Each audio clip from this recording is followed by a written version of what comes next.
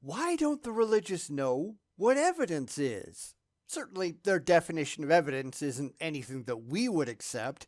I think that on some level they understand that, which is why they just don't want to talk to us. They only talk to each other because they don't tend to ask the hard questions. And that's all that's really happening here. Big surprise.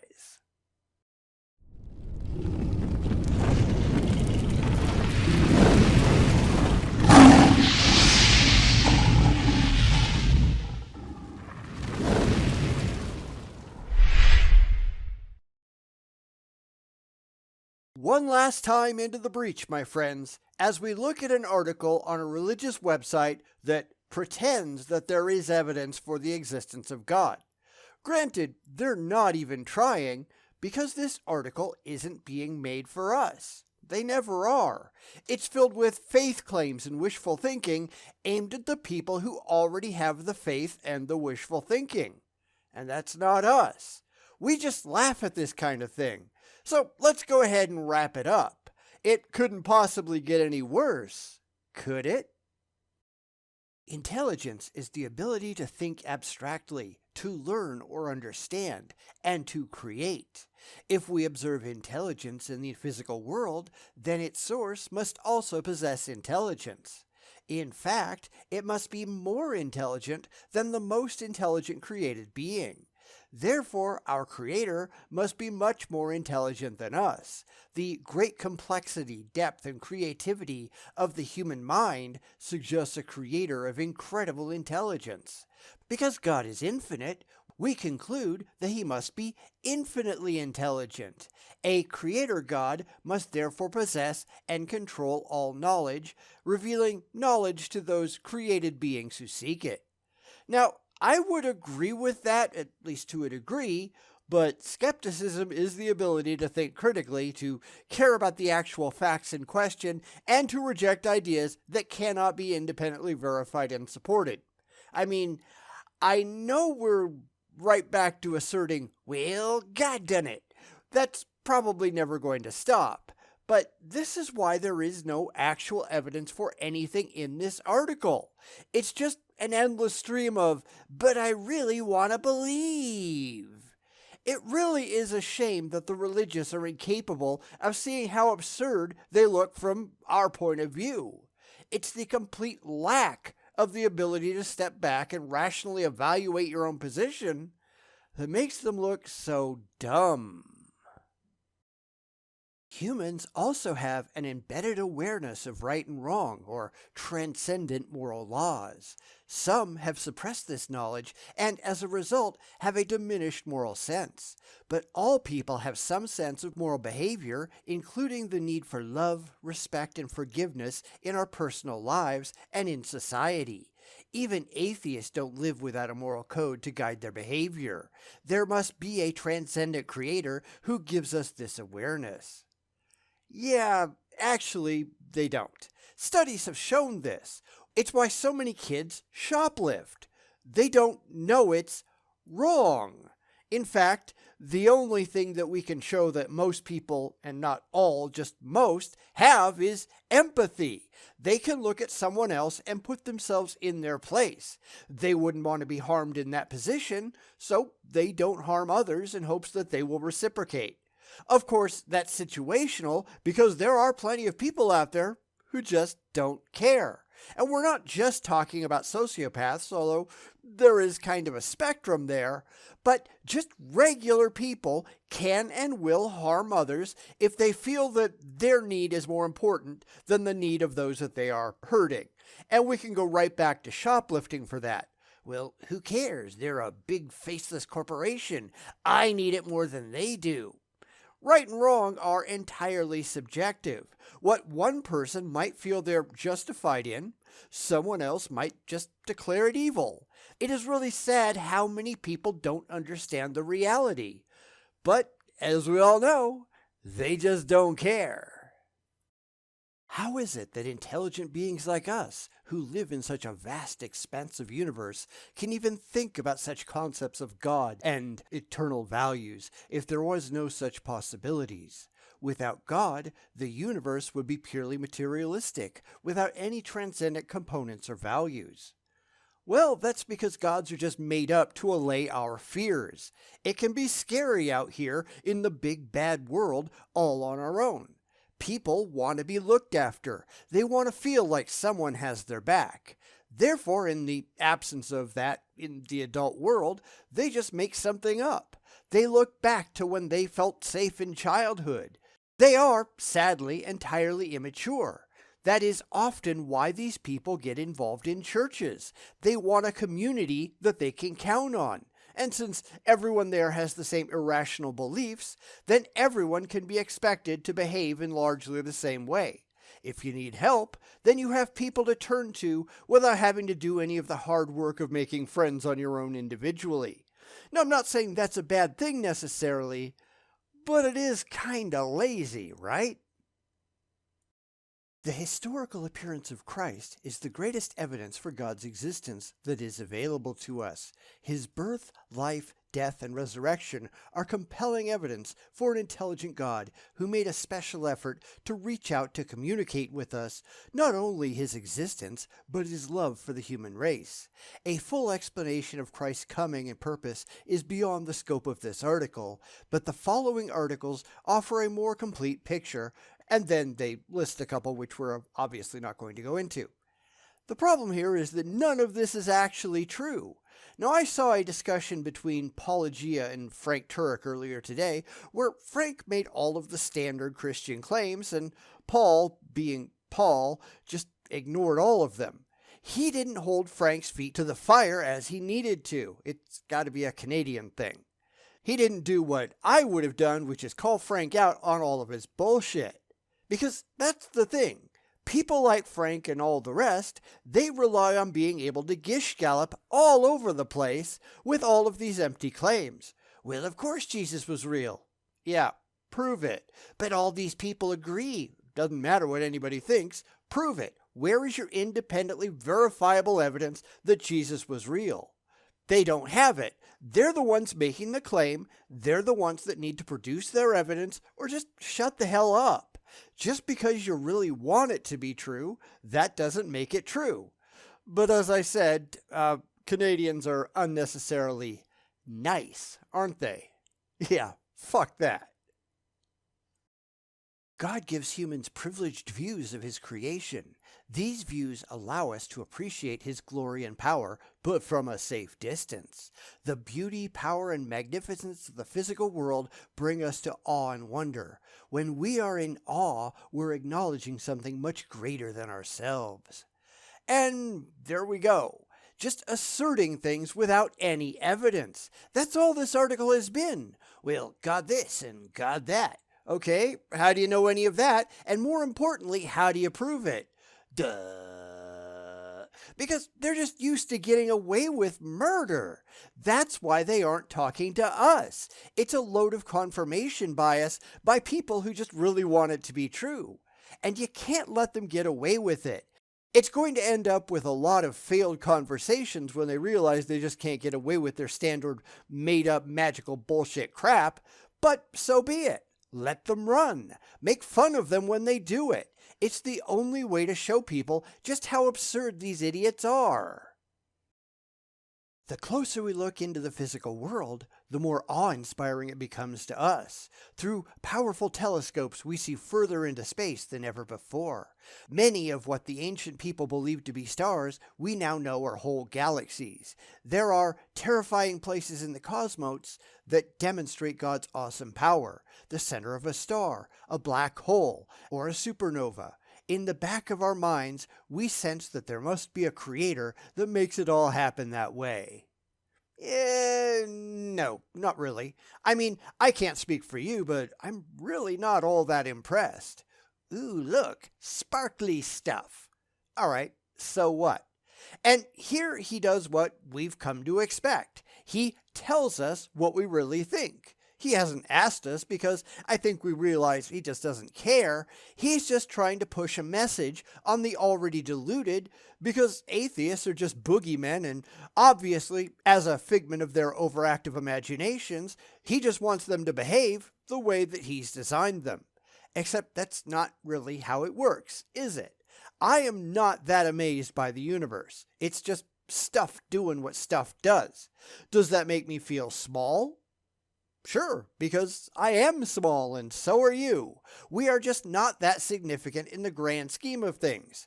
We don't matter. We are just a minuscule life form on an insignificant planet at the edge of a meaningless galaxy. When we inevitably go extinct, as we absolutely will, nobody is going to miss us. That's just the way it goes. Welcome to reality. But people respond to the magnificence of the universe in different ways and degrees. To some scientists, the physical world resulted from a process that had an inevitable result. Because of the nature of matter in the universe, they say, it couldn't have happened any other way. Others think that if they can demonstrate a continuous flow of cause and effect, then belief in God isn't necessary. But neither of those views explain how the universe began. And looking at the end result, one cannot discard the impressive evidence for an intelligent origin, regardless of the path that led to the end point we see now. But there's the real problem there. He says you can't discard the possibility of a creator, but the possibility of a creator is one that he just made up in his head. He just likes the idea. There is no evidence for intelligent design until you can provide evidence for an intelligent designer. Not what you like, but what you can prove. And these people can't prove anything. To be honest, we don't know if it could have happened any other way, because we only have one example of a universe. Ours. It is the way that it is, and we can't say if it could have been any different. Because here is where the religious always run into trouble. No, we cannot say definitively what happened before Planck time, but they cannot show at all that their God is real. It's just an assertion meant to get them to an emotionally comforting conclusion because they really like the idea. Nobody can say that a God did anything, and certainly they can't say that their God did anything because they can't prove that their God is real. Just because they really like the idea, that doesn't mean anything. God is not the answer that automatically solves all problems, like the religious would like to think. God did it is no more reasonable than Allah did it, or Odin did it, or invisible, intangible, universe-creating pixies did it. Liking the idea means absolutely nothing. Yet you notice that you never see the religious actually trying to support the idea of their God over other gods, over other possible creators or anything like that, right?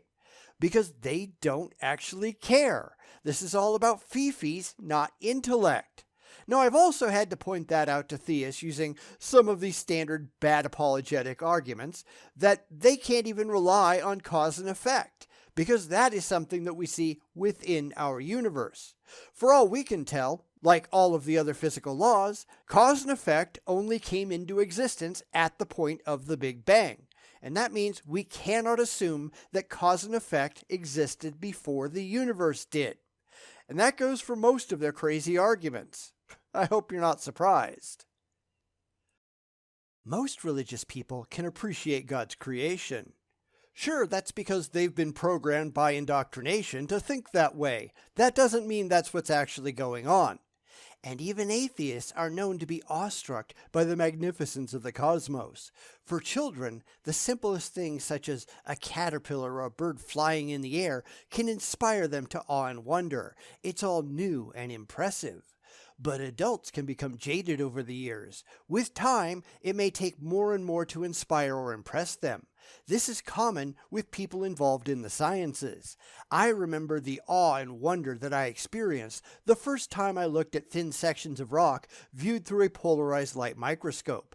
The interplay of colors produced by the light passing through each individual crystal was truly awesome and beautiful. But after a year working in a geology lab, my appreciation for the beauty waned. No, adults can simply come to understand what it is they're actually seeing. It's why Matthew 18:3-4 says that people need to be childlike to draw close to God. It's the immaturity that allows you to buy into the unsupported claims. Most people, at least those not indoctrinated into the faith, eventually they grow up. They realize that the universe, while it might be a cool place, it's not magic. And I think that kind of explains why the religious are the way that they are. They've never grown up. They are still at that little child stage of wonderment. Wow. But then we put away childish things and we grow up and we learn that we're just not that special. The universe wasn't made for us. Everything around us just is what it is, and we have to learn how to deal with it. That's not being jaded, that's being realistic. Yet for the religious, they've never given up on that childish wonder. It's always, wow. They never move beyond, well, it's all magical. And that's why they never come to grips with actual reality. Because these people have some pretty serious maturity problems. At least a lot of them do. The fact that some people are awed by what they see in the cosmos is not proof of God's existence, but given flawed human nature, the lack of awe in some people is not proof that he doesn't exist. It only shows that some people can see what others can't. Well, at least he admits that it isn't proof for anything. It sure the hell doesn't prove that God is real. You know, what the whole point of the article was supposed to be about. This is exactly where he falls for the other religious apologetic. Well, I can't prove I'm right, but you can't prove I'm wrong. I don't have to prove you wrong, though. You're the one making the claim. It is 100% on your shoulders to back it up. If you can't, then you've failed. It doesn't matter how much he wants to be right. He's got the burden of proof, and he has utterly failed in his responsibility. The atheist claims there is no God. Most atheists who read this article will likely dismiss it as unpersuasive. Other people simply refuse to even think about God's existence because they are unwilling to believe, and no amount of evidence will convince them. I'm hoping that you as a reader are not either of these. Which just proves A, that he doesn't know what the hell an atheist is, and B, that he doesn't understand his responsibilities as a critical thinker. It's clear that that's true of most theists that we see. Well, nothing is going to convince you. Okay, have you tried? Because I'm willing to bet you haven't. Or if you have, you've just presented a terrible argument, and when it didn't automatically work, you just gave up and ran for the hills, because that happens a lot if you notice. Instead of wondering why it didn't work, they just leap to conclusions that absolutely nothing is going to work because you really don't want to believe. But that's wrong. We would believe if you had anything directly pointing to your conclusion being true. Wanting to believe doesn't mean anything. You actually have to care about the truth, and the religious, I've never seen one yet that actually did. But the agnostic admits they don't or can't know for sure. If you fit this description, my hope is that you'll consider the evidence I have presented. And that also means he doesn't know what the hell agnosticism is. And agnostic, or a Gnostic on the other side, has to do with knowledge. Do you know that a God exists?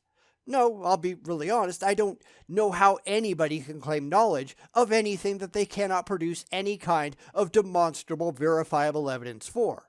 What the religious mean when they say they know their God is real is that they really want it to be true.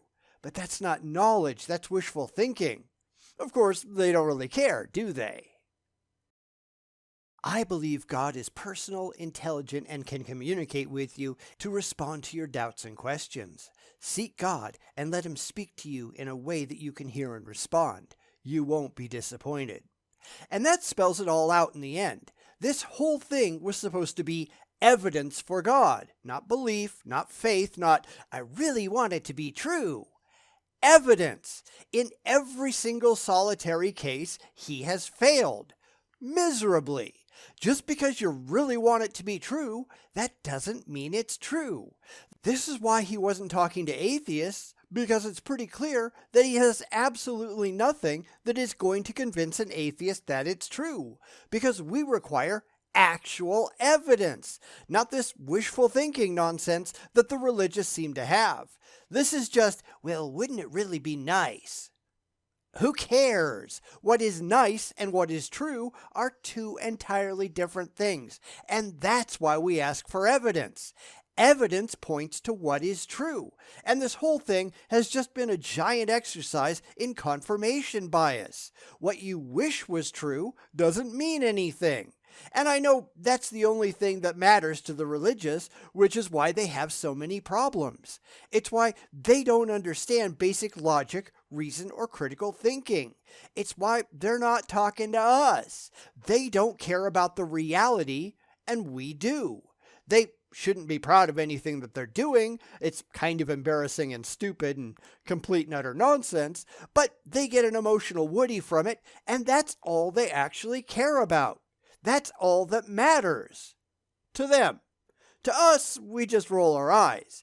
This was all just a giant load of crap. I know the religious will never figure that out, but the more that we respond to it, the more that we point out all of their failings, hopefully they'll rent a clue someday. I'm not betting on it, but I guess we can keep hoping, right?